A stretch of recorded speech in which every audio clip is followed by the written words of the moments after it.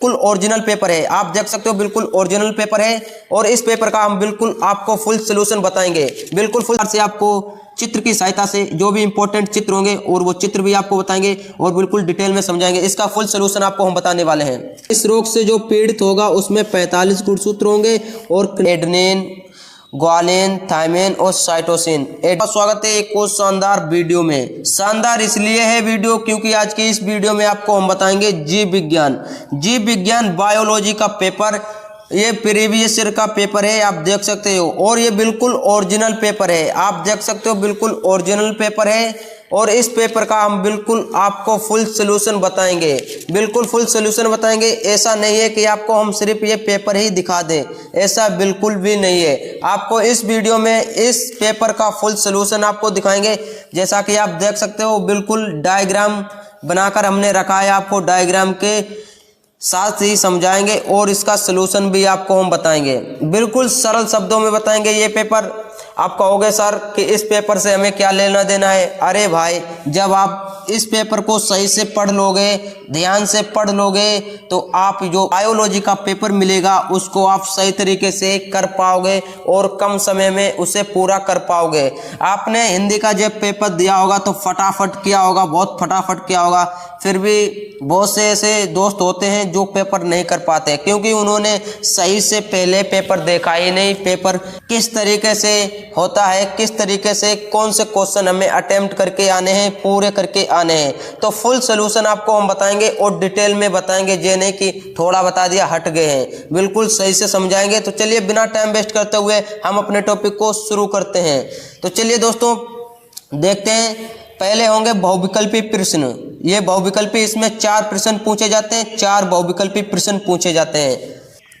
प्रश्न नंबर 1 का है बीजांड का वह स्थान जहां बीजांड वृंत जुड़ा होता है कहलाता है। ये 4 ऑप्शन दिए हैं, वही ऑप्शन आपको कॉपी में लिखना है जो ऑप्शन सही हो। ऑप्शन नंबर 1 है माइक्रोफाइल, ऑप्शन नंबर 2 है निवाहक केलाजा, ऑप्शन नंबर 3 है नाभिका हाइलम, ऑप्शन नंबर 4 है अंडकोशिका। तो इसमें जो दोस्तों राइट आंसर है वो ऑप्शन नंबर 3 है नाभिका हाइलम। नाभिका बोलो या हाइलम। देखिए दोस्तों, ये है बीजांड का स्ट्रक्चर, ये बीजांड की संरचना है और बीजांड वृंत जुड़ा होता है, वह स्थान क्या कहलाता है? हाइलम। ये बीजांड वृंत जुड़ा हुआ है और ये भाग क्या है, स्थान क्या है? हाइलम कहलाता है। तो बिल्कुल इसी प्रकार से आपको चित्र की सहायता से जो भी इंपॉर्टेंट चित्र होंगे और वो चित्र भी आपको बताएंगे और बिल्कुल डिटेल में समझाएंगे। इसका फुल सोल्यूशन आपको हम बताने वाले हैं। अगला प्रश्न देखिए, अगला प्रश्न है टीबी के टीके का नाम है। ऑप्शन नंबर 1 है बीसीजी, ऑप्शन नंबर 2 है डीपीटी, ऑप्शन नंबर 3 है ओपीवी, ऑप्शन नंबर 4 है कोवैक्सीन। तो कोवैक्सीन तो बिल्कुल ही नहीं होगा क्योंकि कोरोना अब नहीं है। तो इसमें राइट आंसर है 1 बीसीजी। अब हम देखते हैं अगला प्रश्न, फुल सोल्यूशन आपको बताएंगे बिल्कुल डिटेल में। अगला प्रश्न है दोस्तों, भारत में रामदेव मिश्रा को किस विषय का अध्ययन के जनक के रूप में माना जाता है? तो यहाँ पर दोस्तों थोड़ा कलर लग गया है तो आप सही से मैनेज कर लीजिएगा, देख लीजिएगा। तो यहाँ पर ऑप्शन नंबर 1 है पारिस्थितिकी, ऑप्शन नंबर 2 है अनुवांशिकी, ऑप्शन नंबर 3 है जैव प्रौद्योगिकी, ऑप्शन नंबर 4 है मानव विकास। तो इसमें जो दोस्तों राइट आंसर है वो ऑप्शन नंबर 1 है पारिस्थितिकी। जो भारत के रामदेव मिश्रा हैं उनको पारिस्थितिकी विषय के अध्ययन का जनक माना जाता है। अब हम देखते हैं अगला प्रश्न। अगला प्रश्न है दोस्तों, जेनेटिक इंजीनियरिंग का उपयोग किस में होता है? जेनेटिक इंजीनियरिंग का उपयोग किस में होता है? ऑप्शन नंबर 1 है चिकित्सा में, ऑप्शन नंबर 2 है कृषि में, ऑप्शन नंबर 3 है परजीवी जीव में, ऑप्शन नंबर 4 है इनमें से सभी में।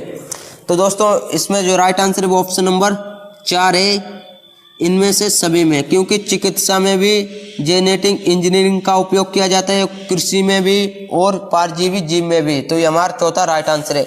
अब हम देख लेते हैं अगला प्रश्न। अगला प्रश्न नंबर 2 होता है और इसमें 5 प्रश्न दिए होते हैं और 5 प्रश्न 1-1 नंबर के पूछे जाते हैं। का, खा, गा, घा और अंगा, ये 5 प्रश्न 1-1 नंबर के पूछे जाते हैं। 2 का 1 का है प्रकाश संश्लेषण प्रक्रिया के दौरान कौन सी गैस मुक्त होती है? यानी कि जब पौधे प्रकाश संश्लेषण की क्रिया करते हैं तो उनके दौरान उसके बाद कौन सी गैस मुक्त होती है? तो उसके बाद दोस्तों मुक्त होती है ऑक्सीजन। प्रश्नोत्तर नंबर 2 का तो हमारा राइट आंसर है ऑक्सीजन, O2 मुक्त होती है।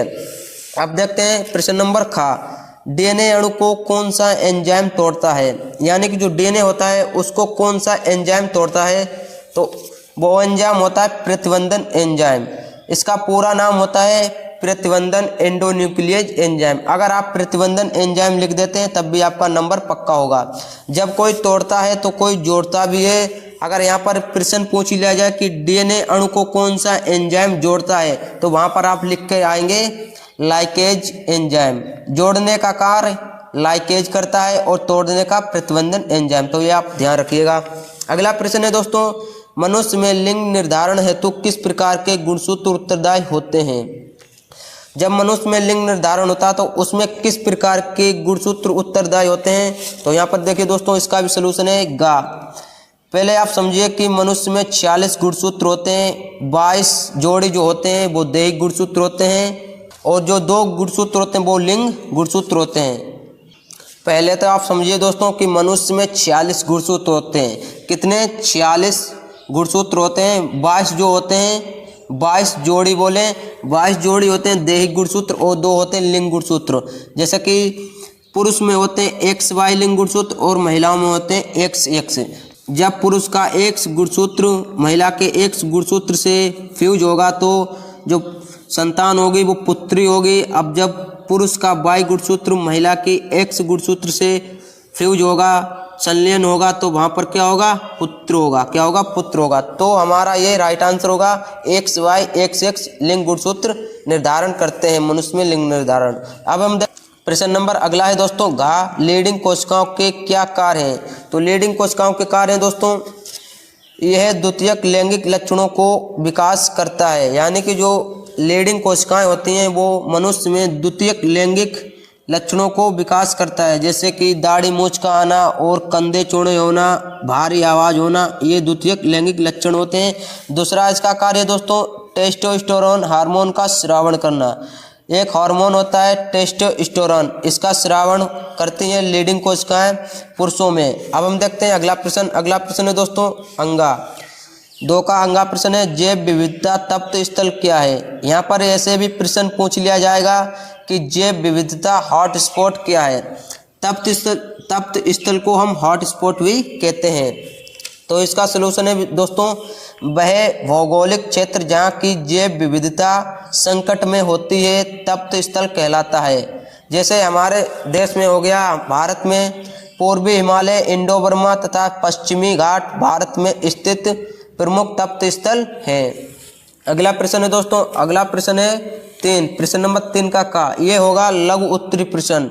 ये 2 टाइप के प्रश्न होते हैं, लघु उत्तरीय फर्स्ट और लघु उत्तरीय सेकेंड। तो ये फर्स्ट वाला है। प्रश्न नंबर 3 का है, वाटसन तथा क्रिक द्वारा प्रतिपादित डीएनए के द्विकुंडलित मॉडल का नामांकित चित्र बनाइए। सिर्फ आपको इसमें नामांकित चित्र बनाना है, उसके बारे में कुछ लिखना नहीं है, क्योंकि इसमें 2 नंबर का पूछा गया है। अब हम देख लेते हैं नामांकित चित्र। ये दोस्तों देखिए, ये नामांकित चित्र है डीएनए का। हमने आपसे कहा था कि आपको डायग्राम सहित आपको समझाएंगे बिल्कुल डिटेल में। तो डीएनए की संरचना है ये दोस्तों, बिल्कुल हमने सही से बनाई है। इससे भी आप बेहतर बनाने के प्रयास करिएगा। तो डीएनए में 4 क्षारक होते हैं, एडेनिन, ग्वानिन, थायमिन और साइटोसिन। एडेनिन जो होता है वो थायमिन से जुड़ा होता है, यानी कि एडेनिन और थायमिन के बीच डबल बॉन्ड होता है, और ग्वानिन और साइटोसिन के बीच ट्रिपल बॉन्ड होता है। अब हम देख लेते हैं अगला प्रश्न। पहले आप इसको बिल्कुल ध्यान से समझिए कि यही होता है डीएनए की संरचना, डबल हेलिक्स होता है। अब हम देख लेते हैं अगला प्रश्न। अब दोस्तों देखेंगे प्रश्न नंबर 3 का खा, किसी एक यौन संचारित रोग का नाम लिखें एवं उसके रोकथाम के उपाय वर्णन करें। यानी कि इसमें एक यौन संचारित रोग का नाम पूछा है और रोकथाम के उपाय का वर्णन करना है। तो दोस्तों एड्स हो गया यौन संचारित रोग। एड्स क्या है? एक यौन संचारित रोग है, और इसका रोकथाम कैसे कर सकते हैं? अगर इस रोग से कोई पीड़ित है, जैसे कि आपको बताएं उदाहरण की तरह, जैसे कि एक पुरुष है और ये महिला है। अगर ये पुरुष इस रोग से पीड़ित है, क्या है? पीड़ित है, अगर ये पुरुष इस महिला के साथ सेक्स करता है यानी कि शारीरिक संबंध बनाता है तो जो पुरुष पीड़ित है तो महिला भी पीड़ित हो जाएगी। जैसे कि इसके पेनिस से बेर निकलेगा, क्या बेर निकलेगा, और इसकी वेजाइना में जब प्रवेश करेगा तो ये महिला जो होगी वो भी इस रोग से पीड़ित हो जाएगी। तो इससे यह होता है दोस्तों कि शारीरिक संबंध बनाने से बचें। कोई जैसे कि कोई पीड़ित है उसके साथ ये शारीरिक संबंध ना बनाना चाहिए, जिससे कि इस रोग से रोकथाम हो सकती है और दूसरे में ये फैल नहीं सकता है। तो आई होप ये यौन संचारित रोग आपको समझ में आया होगा कि एड्स एक क्या है, यौन संचारित रोग है। और इस रोग से जो पीड़ित होता है उसके साथ अगर सेक्स यानी कि शारीरिक संबंध बनाते हैं तो ये रोग बढ़ सकता है, दूसरे में हो जाता है। तो आई होप ये रोग आपको समझ में आया होगा। अब हम देखते हैं प्रश्न नंबर 3 का गा है दोस्तों, टर्नर एवं क्लाइनफेल्टर सिंड्रोमों में गुणसूत्रों की संख्या कितनी होती है। यानी कि इसमें बताना है कि टर्नर और क्लाइनफेल्टर सिंड्रोम में गुणसूत्रों की संख्या कितनी होती है। देखिए दोस्तों, टर्नर सिंड्रोम और क्लाइनफेल्टर सिंड्रोम में गुणसूत्रों की संख्या कितनी होती है।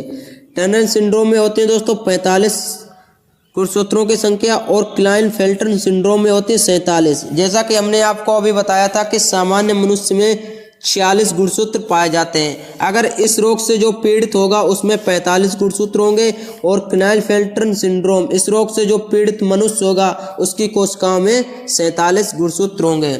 दोस्तों वीडियो बनाते समय बहुत मेहनत लगती है, तो वीडियो को प्लीज़ लाइक करते चलना है। अगर चैनल पर नए तो चैनल को सब्सक्राइब जरूर कर लें। अब हम देखते हैं अगला प्रश्न दोस्तों। अगला प्रश्न है दोस्तों, पौधों में दोहरा निषेचन क्या होता है, इसकी खोज किसने किया। यानी कि पौधों में दोहरा निषेचन क्या होता है ये पूछा है और इसकी खोज किसने की है ये पूछा है।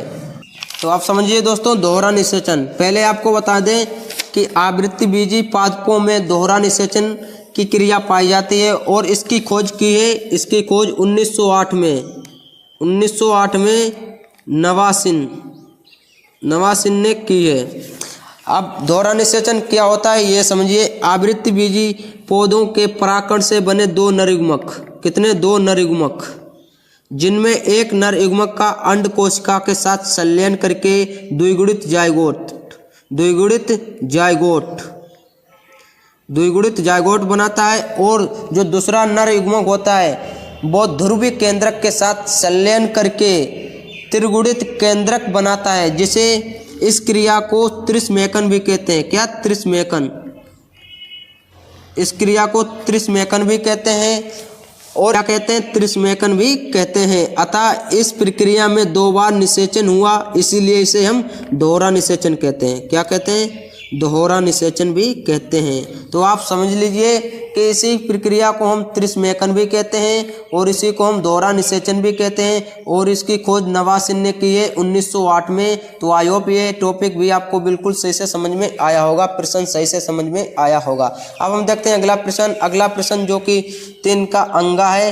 लास्ट में देखते हैं प्रश्न नंबर 3 का अंगा, मेंडल के पृथक्करण के नियम को समझाइए। इसमें 5 प्रश्न थे दोस्तों और 2-2 नंबर के 5 पूछे गए थे। तो अब हम समझते हैं मेंडल के पृथक्करण के नियम को। जब एक जोड़ी विपरीत लक्षणों को ध्यान में रखकर क्रॉस कराया जाता है तो एक दूसरे से बिना मिश्रित हुए यानी कि एक दूसरे से मिश्रित नहीं होते हैं, मिश्रित हुए साथ साथ रहते हैं तथा युग्मकों को निर्माण के समय ये शुद्ध रूप से अलग अलग हो जाते हैं। इस नियम को युग्मकों की शुद्धता का नियम या फिर पृथक्करण का नियम भी कहते हैं। तो दोस्तों आई होप दोस्तों ये वीडियो आपको बहुत ही अच्छा लगा होगा। बहुत ही अच्छा लगा इसलिए क्योंकि इस वीडियो में हमने आपको बिल्कुल डिटेल में समझाया है और डायग्राम के साथ समझाया है। दोस्तों ये वीडियो का पार्ट 1 था और पार्ट 2 में हम इसका जो सलूशन बचा है उसको हम बताएंगे।